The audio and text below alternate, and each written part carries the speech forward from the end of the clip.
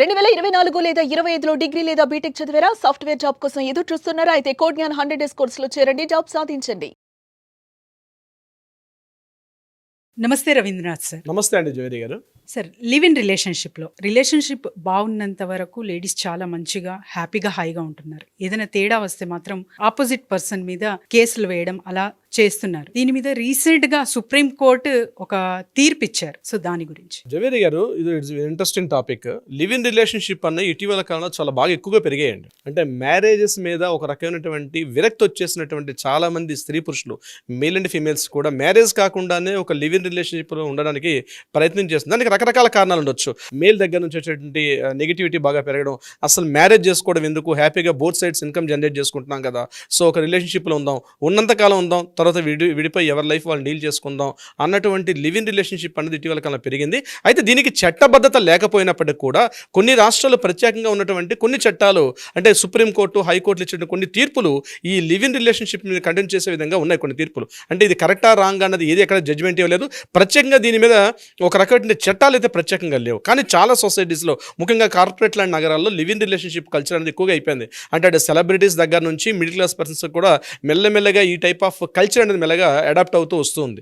అయితే ఈ కల్చర్లో ఏమవుతుందంటే లివ్ ఇన్ రిలేషన్షిప్లో కలిసి లివ్ ఇన్ టుగెదర్ అన్నట్టుగా కలిసి ఒకే ఇంట్లో ఉంటారు. అంటే రకరకాల పారామీటర్స్లో ఉంటారు. ఒక అవసరానికి కావచ్చు, లేకపోతే ఒక నీడ్ కోసం కావచ్చు. అంటే చదువుకునే స్టూడెంట్స్ ఏం చేస్తారంటే తమ యొక్క ఎక్స్పెండిచర్స్ కాస్ట్ తగ్గించుకుందామని, లేకపోతే జాబ్ చేసేటప్పుడు షేరింగ్ చేసుకుందాం, రెంట్స్ షేరింగ్ చేసుకుందాం, మరలా రేపు కాస్త హై ప్రొఫైల్కి వెళ్తే ఎవరి లైఫ్లో వాళ్ళు డీల్ చేద్దామని.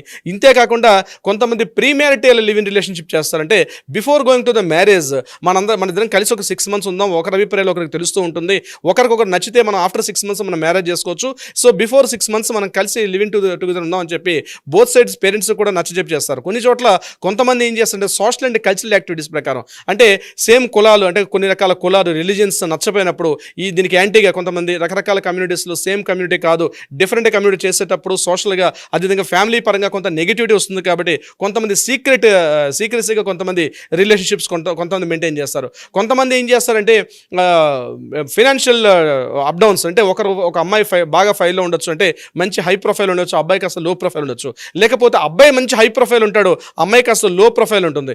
ఇటువంటి సమయంలో ఎకనామిక్ ఈక్వేషన్స్ లేనప్పుడు కూడా ఉండే అవకాశం కూడా కొన్ని చోట్ల ఉంటుంది.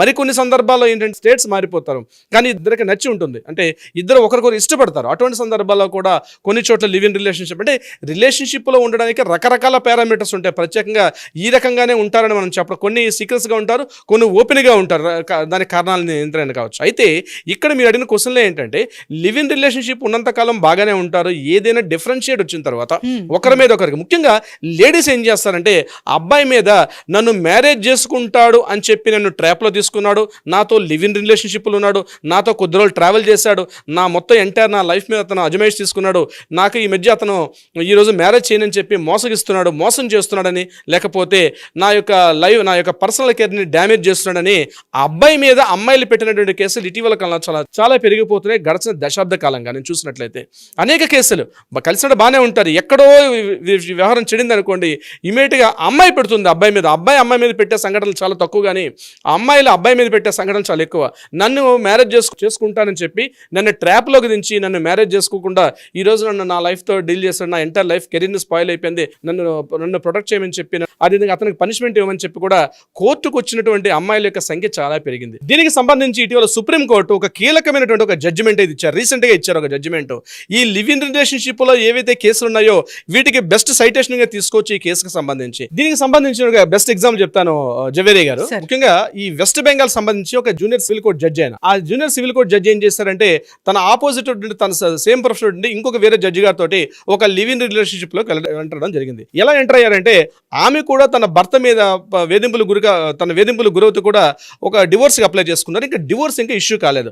ఆ డివోర్స్ ఇష్యూ కాకుండా ఉన్న సందర్భంలో ఏం చేశారంటే ఈ అమ్మాయి, అంటే ఈవిడ కూడా జూనియర్ సివిల్ జడ్జి, ఈవిడ తన ఆపోజిట్ ఒక సివిల్ జడ్జి గారితో ఒక రిలేషన్షిప్లోకి వెళ్ళడం జరిగింది. అయితే ఆ రిలేషన్షిప్లో వీళ్ళిద్దరు కలిసి ట్రావెల్ చేశారు. 2014 నాటి కేసు ఇది. 2014 రిలేషన్షిప్లో ఉన్న తర్వాత కొన్ని కారణాంతరాలు ఏంటంటే ఇతను మ్యారేజ్ చేసుకుని, అంటే ఇతను కూడా డివోర్స్కి అప్లై చేసుకున్నాడు, ఇతను కూడా ఇంకా డివోర్స్ రాలేదు, కానీ కొన్ని కారణాలు ఇచ్చే ఇతను నన్ను మ్యారేజ్ చేసుకుంటాడని చెప్పి నా లైఫ్ని తను తీసుకున్నాడు.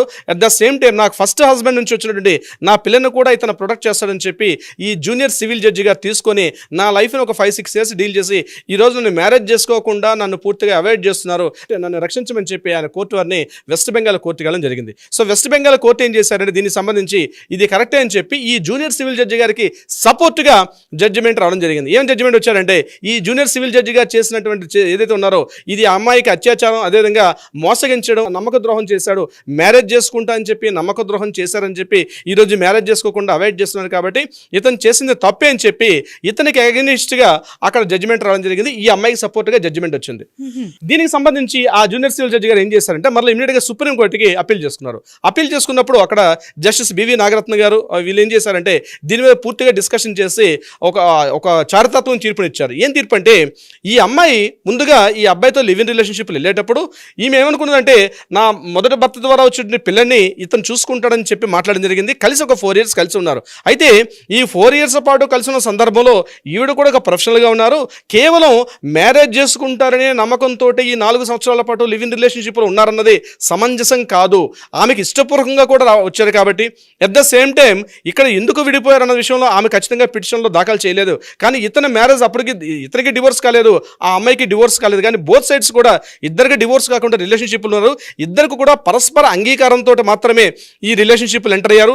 ఎట్ ద సేమ్ టైం ఆయనకు ఉన్నటువంటి ముందుగా ఆ అబ్బాయి ఉన్నట్టుగా ఇతనికి కూడా తెలుసు, అబ్బాయి ఉన్నప్పుడు కూడా ఈమె కూడా రిలేషన్షిప్లు ఎంటర్ అయింది. కాబట్టి కేవలం అత్యాచార యత్నం లేకపోతే నమ్మక ద్రోహం, చీటింగ్ అంటే మ్యారేజ్ చేసుకుంటానని చేసి నమ్మించి మోసం చేసినట్టు కాదు, ఇద్దరు కూడా పరస్పర అంగీకారంతో చేశారని చెప్పి చాలా కేసులకి ఒక సైటేషన్గా ఈ యొక్క జడ్జిమెంట్ తీర్పు అనేది సుప్రీంకోర్టు ఇటీవల ఇవ్వడం జరిగింది. అంటే ఈ కేసుని ఏం చేస్తారంటే ఈ యొక్క సైటేషన్ని రీసెంట్గా వచ్చిన అనేక తీర్పులకి సైటేషన్గా మన లోవర్ కోర్టులో కానీ హైకోర్టులో కూడా చూపించే అవకాశం కూడా ఉంటుంది. అంటే కేవలం లివ్ ఇన్ రిలేషన్షిప్లు ఉండేటప్పుడు లివ్ ఇన్ రిలేషన్షిప్లో ఇద్దరు ట్రావెల్ చేస్తున్నప్పుడు బాగానే ఉండి ఏదో ఒక సందర్భంలో విడిపోతే కేవలం పలానా కారణం నన్ను నమ్మక ద్రోహం చేశాడని, నమ్మించి మోసం చేశాడని, నన్ను పెళ్లి చేసుకుంటా అని చెప్పి ఈరోజు మాట తప్పాడని, నన్ను కాస్త ఫైనాన్షియల్గా మెంటల్గా హెరాస్మెంట్ చేస్తున్నాడని కాకుండా ఇతను కూడా ఇద్దరు పరస్పర అంగీకారం బోత్ సైడ్ కూడా మ్యూచువల్ కన్సల్ట్ తోటే ఒక రిలేషన్షిప్లో ఉన్నారు అని మాత్రమే యాక్సెప్టెన్స్ ఇవ్వడం జరుగుతుంది తప్పించి కేవలం కొద్ది రోజులు ట్రావెల్ చేసిన తర్వాత ఒక 3 years 4 years అంటే 3-4 సంవత్సరాల పాటు కూడా ఆమెకి తెలియకుండా ఆమె అంత ఇన్నోసెంట్గా ఉంటుందా? ఒక చదువుకున్నటువంటి ఒక